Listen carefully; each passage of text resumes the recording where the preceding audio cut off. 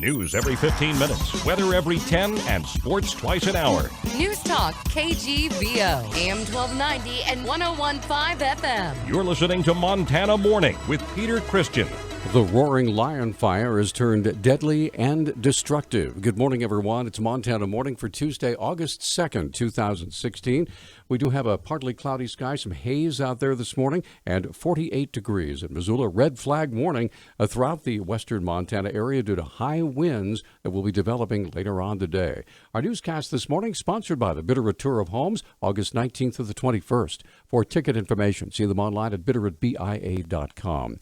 Our top story, of course, this morning, one man is dead. 14 homes have been lost as a result of the roaring lion fire that erupted Sunday afternoon south of Hamilton. NBC Montana confirmed that 64-year-old Bruce Robinson died of a heart attack on Sunday while he was trying to evacuate out of the fire area. At a public meeting last night in Hamilton, Sheriff Chris Hoffman addressed the investigation into the cause of the fire. We have a speculation on that right now, but I will tell you that it is under investigation. We all know that we've had wonderful weather here, not great weather for fire season, but we can only speculate that it was man-caused, and it is under investigation. The sheriff's office still not allowing people into the evacuated area. There's still active fire, and the area is expected to remain extremely dangerous for the next several days. The fire is now estimated to be about 3,500 acres. Now let's stay with that topic. The roaring lion fire in less than 24 hours exploded to over 3,500 acres. It is now the largest blaze in the state. According to Bitterroot National Forest Public Affairs Officer Todd McKay, it's a miracle that a lot of good work has occurred overnight. Every time our helicopters would go back to drop another bucket on the fire had doubled in size.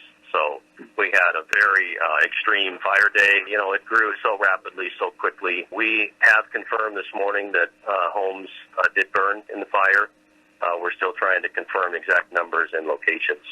McKay said the source of the fire appears to be about a mile up from the Roaring Lion trailhead because of a lack of lightning in the area. Many have presumed that hikers may have started the fire, but McKay said fire investigators have not yet settled on an exact cause. A federal judge has ordered the suspect in the kidnapping and rape of a 4-year-old girl on a Montana Indian reservation to undergo a mental evaluation to see if he's fit to stand trial. Assistant federal defender Hank Branham said John William Liba II has no recollection of the February 26 kidnapping as described in a federal indictment.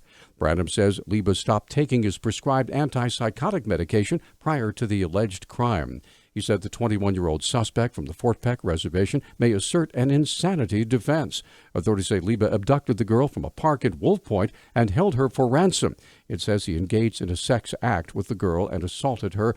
Liba has pleaded not guilty. He could face life in prison if he is convicted. Yesterday, Missoula County's fire danger level jumped to very high on the heels of the expansive roaring lion fire near Hamilton.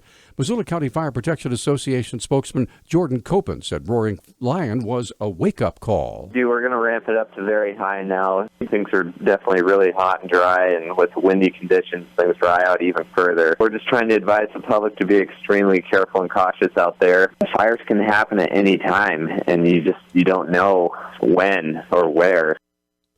Although there aren't any new restrictions, Copen expects fire limitations to be put in place sometimes, perhaps next week.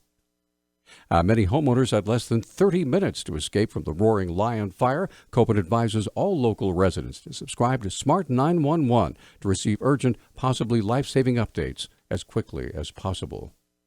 21-year-old Anthony Mascarenas appeared in Missoula Justice Court yesterday on charges of attempted deliberate homicide and partner or family member assault after shooting his girlfriend in the knee with an AK-47 rifle. Deputy Missoula County Attorney James McCubbin asked Judge Murray Anderson for $250,000 bail. She had left their residence, was in the process of calling 911. He proceeded after her with an AK-47, fired 6 shots at her in close proximity to the house. She was still in the front yard. 6 shots were fired. 1 struck her. She's now in the hospital. McCubbin said Mascarenas fired his weapon at the victim several times. The other shots were all grouped closely together in a single vehicle across the street, and police determined that the victim was directly in that line of fire. He turned himself in about a half hour later, admitted that he had done the shooting. The victim had bruises on her face as well. Judge Anderson did set bail at $250,000 and remanded Mascarenas back to the jail. The victim has been transported to Harborview Medical Center in Seattle for further treatment. Had a chance to speak with Billy Jenkins just a few moments ago, as so much is going on with the Roaring Lion fire, with help coming from all sorts of different sources. Okay, I'm talking with Billy Jenkins from KISS FM and Billy and Shireen Morning Show. With what's going on in Hamilton, there are some side stories that are very important. One of which I understand that there are businesses that are helping out in any way they can, right? Yes, it was tremendous to have Missoula Fresh Market on Broadway reach out to us yesterday and say that they want to do anything that they can possibly do to help out the folks down in Hamilton.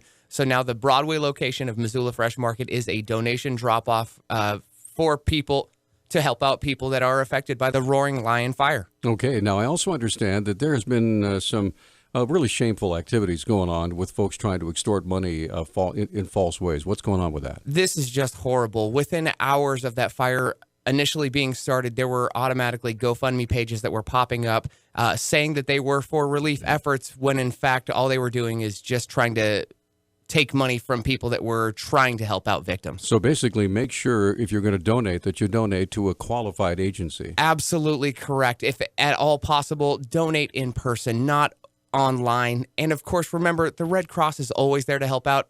So easy to donate to the Red Cross. An important word from the Red Cross. They have let us know through Facebook that that donations of items like blankets, clothing, things like that are not necessary right now because so many of the residents who were displaced are staying with friends in the area. But what the Red Cross needs is cash right now to help with the various activities that they are trying to support in the Bitterroot Valley right now. So if you can donate cash, please do so to the American Red Cross. A number of organizations are asking the Montana Supreme Court to remove an initiative from the ballot that would earmark $200 million in taxes for medical research. The Billings Gazette reports that the Montana Taxpayers Association and others say Initiative 181 is unconstitutional because it commits public money to a private group not under control of the state. The initiative would commit Montana residents to providing $20 million in bonds each year for 10 years for medical research. The initiative is backed by Montanans for Research and Cures and the McLaughlin Research Institute for Biomedical Sciences. Montanans for Research and Cures Treasurer Randy Gray said the initiative is bipartisan and would benefit seniors, children, and veterans in the state. The organization has until August 15th to file a response. Our news talk time now is 6:13. News Talk, KGVO. Missoula's official weather station.